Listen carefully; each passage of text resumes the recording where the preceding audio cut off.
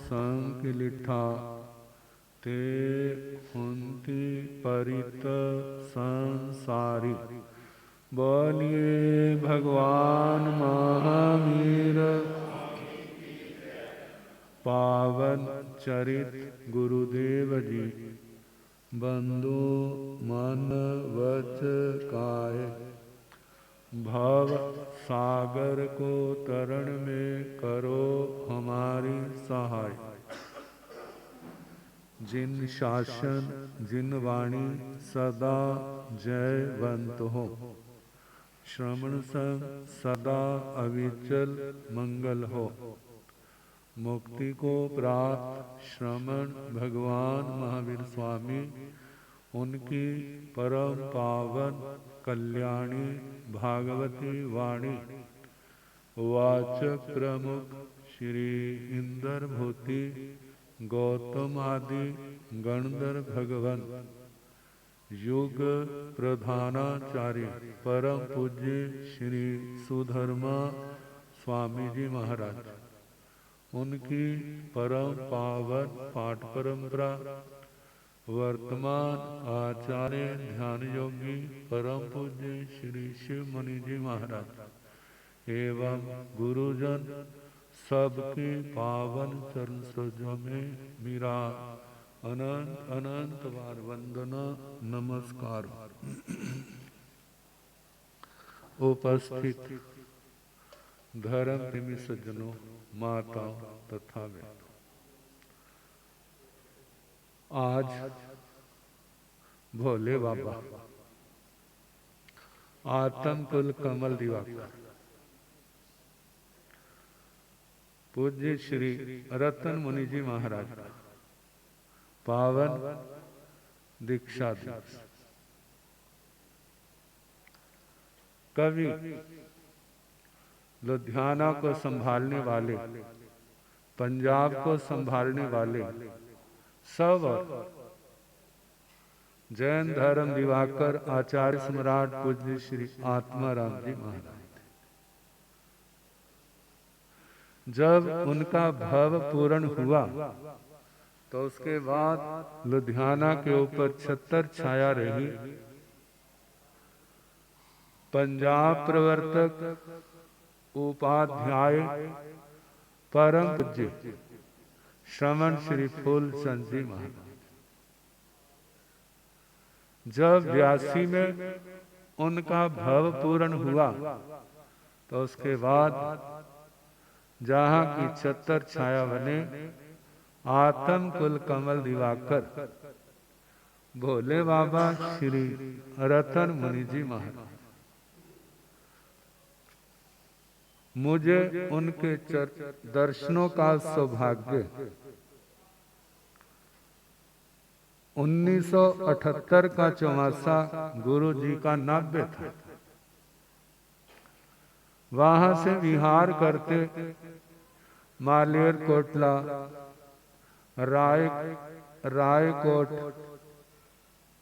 रायकोट के बाद बरनाला पिक्खी बुढ़लाडा मानसा फिर वापिस हुए तो टिक्की बरनाला मालेर कोटला अहमदगढ़ गुज्जरवाल सुधार जगरामा फिर मुल्लापर फिर लुधियाना के अंदर प्रवेश। आचार्य भगवान की समाधि पर रुके। जब अगले दिन जाना था तो रास्ते में लेने के लिए आत्म कुल कमल दिवाकर पूज्य श्री रतन मुनि जी महाराज अपने संतों के साथ गुरु जी के स्वागत के लिए पहुंचे। तब वहां पर पहली बार उनके पावन दर्शनों का लाभ हुआ। लोटिया भवन में, क्योंकि जो बड़ा पासरा था नव निर्माण कार्य प्रारंभ किया था, तो इसलिए उपाध्याय श्री जी लोटिया भवन में विराजमान। वहां पर पंडित रतन परम पूज्य संस्कृत प्राकृत भाषा के बहुत बड़े विद्वान प्रकांड पंडित पंडित रतन पूज्य श्री हेमचंद जी महाराज, उपाध्याय पंजाब प्रवर्तक पूज्य श्रमण श्री फूलचंद जी महाराज, और वहां पर विराजमान कवि रतन कवि चक्कर चूड़ामणि पूज्य श्री चंदन मुनि जी महाराज, और छोटे संत वहां पर विराजमान थे। तो कुछ दिन वहां पर रहना, श्रमण जी महाराज, श्री रतन मुनि जी महाराज, पंडित जी महाराज, बड़ा अथाह प्यार मिला, बहुत अच्छा लगा। उस समय मेरी शास्त्री की पढ़ाई चल रही थी, खन्ना में पेपर थे। भगवान को मत्था टेक के आशीर्वाद लेके फिर उसके बाद खन्ना की ओर बिहार किया, और उसके बाद लुधियाना में 86 में आना हुआ। तब हमारा शिवपुरी चौमासा था। तब भी समय समय पर आत्म कुल कमल दिवाकर पूज्य श्री रतन मुनि जी महाराज के दर्शनों का मौका मिलता रहता था। चौमासे के बाद बड़े पासरे में भी उनके चरणों में रहने का सौभाग्य मिला, और बहुत कुछ बड़ा प्यार दुलार देते थे। जब 97 में गुरु जी का स्वर्गवास हुआ, तब विचरण करते करते फिर लुधियाना में आए। लुधियाना में आचार्य भगवान का शास्त्रों का भंडार उन्होंने हमारे लिए खोल दिया। कहते जितना पढ़ना है आप क्या करो। तो सौभाग्य था वो देखने का मौका मिला। हमारे गुरुजी एक स्तोत्र बोला करते थे, लेकिन मैं नोट करने से चूक गया था, वो नोट नहीं कर सका था। स्तोत्र बड़ा था, गद्य रूप में था। मन के अंदर आता था कि ये स्तोत्र कहाँ मिलेगा। भंडार देख रहे थे तो एक कापी के अंदर, शास्त्र के अंदर वो लिखा हुआ स्तोत्र जो है मेरे को प्राप्त हुआ। फिर उसके बाद मैंने उसको नोट किया, और उसके साथ वहां पर महासाध्वी भगवती स्वरूपा सीता जी महाराज, उनके दर्शनों के लिए जब गए तो मैंने बात की कि ये स्तोत्र, कहते हैं हमारे पास भी है। फिर उन्होंने दिया, सारा मिलान करके उसका एक फाइनल रूप किया, फिर वो अपने रखा। ये स्तोत्र बड़े बुजुर्गों से, कभी हमारे परिवार में भगवती स्वरूपा महासाध्वी मथुरा देवी जी महाराज, जिनकी पौत्र शिष्या का चौमासा पिछले साल जैन भारती भगवती स्वरूपा महासाध्वी सुशील कुमारी जी महाराज साध्वियों के साथ जहाँ विराजमान थी और वर्षावास करके गई है, उनकी बड़ी दादी गुरनी जी, उनके माध्यम से हमारे बाबा गुरुजी के पास वो स्तोत्र आया था। उसके बाद गुरुजी के पास, और गुरुजी से क्या हो गया, हम ले नहीं सके, लेकिन भंडार के कारण से, उन महापुरुषों की कृपा के कारण से वो स्तोत्र हमारे को दोबारा प्राप्त हुआ। तो जब जब भी लुधियाना में हमारा आना होता था, यही भावना होती थी सबसे पहले कहाँ पर जाना है, आत्म कुल कमल दिवाकर भोले बाबा पूज्य श्री रतन मुनि जी महाराज के चरणों। कितनी बातें बड़े बुजुर्गों की सुनने को मिलती, जानने को मिलती। कहा करते थे श्रमण जी महाराज के पास बहुत कुछ जानकारी थी। जब पहले आप आए थे तो छोटे थे, तो इसलिए देने का कोई प्रसंग नहीं था। अब आप आए हैं तो वो जा चुके हैं, अब क्या करें। मैंने कहा मेरे भाग्य में होगा तो उनका आशीर्वाद जरूर मिलेगा। और वहां से भंडार से हमारे को बहुत कुछ मिला। जिन ग्रंथों के संबंध में ज्यादा कदाचित सुनने को मिलता था कि ये हमारे ग्रंथ हैं, लेकिन देखने का मौका नहीं मिला था। लेकिन वहां पर आकर के श्री रतन मुनि जी महाराज की अपार कृपा से वो सब कुछ हमारे को देखने को, पढ़ने को मिला। महाराज जी का बड़ा आशीर्वाद रहा। 10 का चौमासा हमारा चंडीगढ़ था, तो प्रभास मुनि जी की पढ़ाई के कारण से होशियारपुर में प्रवास था, तो सीधा जाने का भाव था कि फगवाड़ा से हम नवांशहर, बलाचौर, रोपड़ हो जाएंगे। लेकिन मन के अंदर ये था, यदि महाराज जी का संदेश आया ना, तो हम ये सारा प्रोग्राम बदल करके लुधियाना से होकर के जाएंगे, चाहे हमें चक्कर बढ़ता है कोई बात नहीं। लेकिन जैसे हम फगवाड़ा पहुंचे, भगवान का संदेश आ गया, मिले बिना नहीं जाना। मन के अंदर भी था, अंतिम पड़ाव के ऊपर भगवान चल रहे हैं, पता नहीं दोबारा दर्शन होंगे या नहीं होंगे। प्रोग्राम बदला और वहां से गुराया आ गए, और गुराया से चलते चलते गौशाला रोड में पूज्य श्री मोतीराम जी महाराज के समाधि स्थल पर वो विराजमान थे। वहां पर दर्शनों का सौभाग्य मिला। वहां हमने देखा, जो भी कोई आता, भाई कीमत खमोड़ा, कीमत खमोड़ा, कीमत खमोड़ा, किसी के साथ जिन किसी के प्रति उनके मन में मन मुटाव नहीं था। जो भी कोई आता बस मंगल पाठ सुनाया, क्या क्या कीमत खमोड़ा, भाई कीमत खमोड़ा, कीमत खमोड़ा।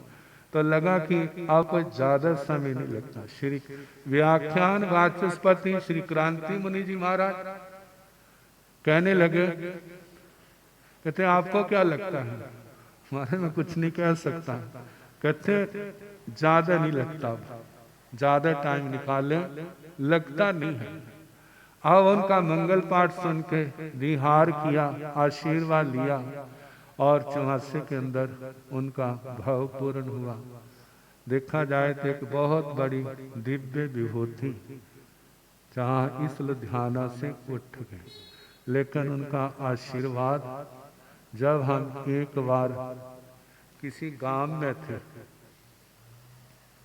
तो उस परिवार ने कहा, कहते महाराज हम तो जानते नहीं थे, हमारे बच्चे का अपेंडिक्स जो पाइप होती है वो फट गई थी, डीएमसी में वो तड़फ रहा था, डॉक्टरों ने ना कर दी थी। तो वहां पर श्री रतन मुनि जी महाराज मंगल पाठ सुनाने के लिए किसी को आए हुए थे। तो हमने देखा, कहते इसने बचना तो है नहीं, चलो मंगल पाठ इनको भी दर्शन हो जाए। कहते उन्होंने मंगल पाठ सुनाया, लेकिन मंगल पाठ सुनते जो तड़फन थी ना, वो क्या होगी, शांत हो गई। अब वो बच्चा बचा तो नहीं, लेकिन जब तड़फ रहा था ना, वो सारा क्या हो गया, शांत हो गया। तो हमें लगा जिन संतों के सानिध्य मात्र से इतना कितने महान हो। और जहाँ कहीं संदेश पहुंचता, महाराज मैं नहीं आ सकता, मेरे को मंगल पाठ सुनाओ, तो कितना भी दूर क्यों ना हो, वो अपना उसी ओर जा करके मंगल पाठ सुनाते। तो जानते हैं ऐसे दिव्य महापुरुषों का मंगल पाठ भी अमृत से कम नहीं होता। कितनों को स्वस्थ लाभ मिलता, कितना कुछ लुधियाना वाले उनके संबंध में सब जानते हैं। मैं देखता हूँ, यदि देखा जाए तो उनके जीवन का ज्यादा हिस्सा कहाँ निकला। पहले पूज्य श्री आत्माराम जी महाराज की सेवा में, फिर उसके बाद उपाध्याय श्री श्रमण श्री फूलचंद जी महाराज की सेवा में, और उसके बाद स्वयं स्थविर हो गए। लुधियाना वालों ने उनको थानापति बना लिया। फिर उसके बाद ज्यादा समय यहीं पर रहा, और सारा जीवन देखा जाए तो महापुरुषों की सेवा में ही किया। जब भी हम आते थे तो पूरा ध्यान रखते थे। ऐसे महापुरुष जिनका नाम स्मरण करने से भी आत्मा के अंदर आत्मा के पाप कटते हैं, जिन्होंने आजीवन ब्रह्मचर्य पाला, महाव्रतों की आराधना की, 5 समिति 3 गुप्ती का ध्यान रखा, धर्म की कथा वो चाहे नहीं करते थे, लेकिन उनका जीवन बहुत महान था। ऐसे महापुरुषों के पावन चरण सरोजों में हमारी श्रद्धा के फूल। भगवान आपकी कृपा दृष्टि बनी रहे और हम इस मार्ग पर वैसे आगे से आगे बढ़ते रहे। तो 10 श्रमण धर्म में सच्चे जे प्रसंग सुनाया जा रहा। सत्य कहते सत्य का साक्षात होना जो जीवन की बहुत बड़ी उपलब्धि। ज्यादा करके तो संसारी जीव झूठ में जी रहे। देखो भला किस में जी रहे? झूठ में जी रहे ना। झूठ का मतलब नश्वर, उसी के अंदर उलझे हुए हैं। आत्मा सत्य है, उसकी ओर कितना ध्यान जाता है। फिर आत्मा के लिए हम क्या कर रहे हैं? परिवार के लिए बहुत कुछ करते हैं, रिश्तेदारों के लिए कुछ करते हैं, समाज के लिए भी करते हैं, बहुत कुछ करते हैं। लेकिन जिससे आत्मा का उत्थान हो, आत्मा निर्मल हो, उसके लिए क्या करें? आप कहेंगे उसके लिए क्या करना? आत्मा के लिए क्या करना? आत्मा के लिए दया पालना, झूठ नहीं बोलना, चोरी नहीं करना, ब्रह्मचर्य का पालन करना, सदाचारी बनो। पहले पूर्ण ब्रह्मचर्य का पालो, नहीं पलता है तो सदाचारी बनो, दुराचारी नहीं बनो। धन संपत्ति गृहस्थ के जीवन में उपयोगी है, इसके बिना गुजारा नहीं। लेकिन इसको सब कुछ नहीं मानना, इसको सब कुछ नहीं मानना। जो सब कुछ मानते हैं वो धोखा खा जाते हैं, क्योंकि जहाँ तो वो चली जाती है जहाँ हम उसको छोड़ करके चले जाते हैं। कोई भी साथ जाने वाला नहीं है, एक दुनिया का सच है। दूसरी बात, जो हमने अच्छा किया, धर्म किया, तो उसका हमारे साथ क्या गया? कहते पुण्य का बंध हुआ, वो आत्मा के साथ है। दूसरी बात, धर्म करते, संयम पालते, तपस्या करते, जो पाप कर्म कटे हैं, पाप कर्म कटने से जो हमारी आत्मा निर्मल हुई है, देखा जाए वो सच्ची उपलब्धि आत्मा की है। धन दौलत पुण्य जो है ये आत्मा की उपलब्धि नहीं है। ये पुण्य तो इस आत्मा ने अनंत बार उपार्जित किया और बड़े से बड़े देवलोकों में गए। यदि मिला नहीं तो क्या नहीं मिला? जे 10 प्रकार का श्रवण धर्म नहीं मिला। ये श्रवण धर्म कब मिलता है? जब हमारी आत्मा निर्मल होती है। तो जितनी तपस्या करनी, साधना करनी, चाहे आप नवकार मंत्र पढ़ते हैं, कितनी बार पढ़ते हैं, ये बात की है। जो भी हमने करना है, समाय करते हैं, नियम व्रत पालते हैं, पचखान करते हैं, जो विहार करते हैं, तिविहार करते हैं, एकाशना, आइबिल, व्रत, बेले, तेले, चोले, ठाइया, 15 दिन मास खमन करते हैं, व्रतों के करते हैं, अमलों के करते हैं, एकाशनों के करते हैं, जो भी करते हैं, बस एक भावना, हे परमात्मा हमारे पाप कर्म कट जाए। पहली बात, पाप कर्म कट जाए। ये पाप कर्म नहीं कटते तो पाप कर्म का सामना करने की क्षमता, योग्यता, शक्ति हमारे अंदर आ जाए, जिसके आने पर उस पाप से प्रभावित होकर के हम कभी गलत रास्ते पर ना जाए। क्योंकि जब पाप उदय में आता है तो व्यक्ति को सन्मार्ग से भटकाता है, और यदि व्यक्ति सन्मार्ग से भटक गया तो वो ऐसे ही है जैसे पानी की लहर के अंदर उस चक्कर में आ गया, और वो कहाँ पहुंचेगा? स्वयं तो उससे पार हो नहीं सकता, जहां लहर ले जाएगी। ऐसे ही पाप कर्म के अंदर जो फंस गया है और उसका वहां से मुक्त होना आसान नहीं होता। तो ये भावना, हे भगवान, जो हमारे कर्म है वो तो हमने भोगने ही है, अब वह तपस्या से नहीं टूटते हैं, उदय में आए हैं तो उनका सामना करने की शक्ति आए। हम कभी भी अपने सन्मार्ग से इधर उधर ना हो, हम अपने सन्मार्ग में हैं तो देर सवेर अपने लक्ष्य पर पहुंच पहुंच जाएंगे और सन्मार्ग से भटक गए, फिर उसके बाद वो सन्मार्ग दोबारा पाना आसान नहीं होगा। कहते हैं संसार के रिश्ते, संसार का धन दौलत, संसार की माया पानी जो मुश्किल नहीं है, लेकिन धर्म का पाना सबसे ज्यादा मुश्किल है। इसलिए एक एक क्षण हमारा कहाँ किस ध्यान में जाना चाहिए। हमारी आत्मा धर्म आराधना करे, पाप से बचे और धर्म के मार्ग पर चलेंगे तो एक दिन देर सवेर अपने लक्ष्य पर पहुंचने में समर्थ सफल हो जाएंगे। समय आपका हो गया, बाकी कल जैसे समय होगा सुनाने का प्रयास कीजिए। जगो जागरण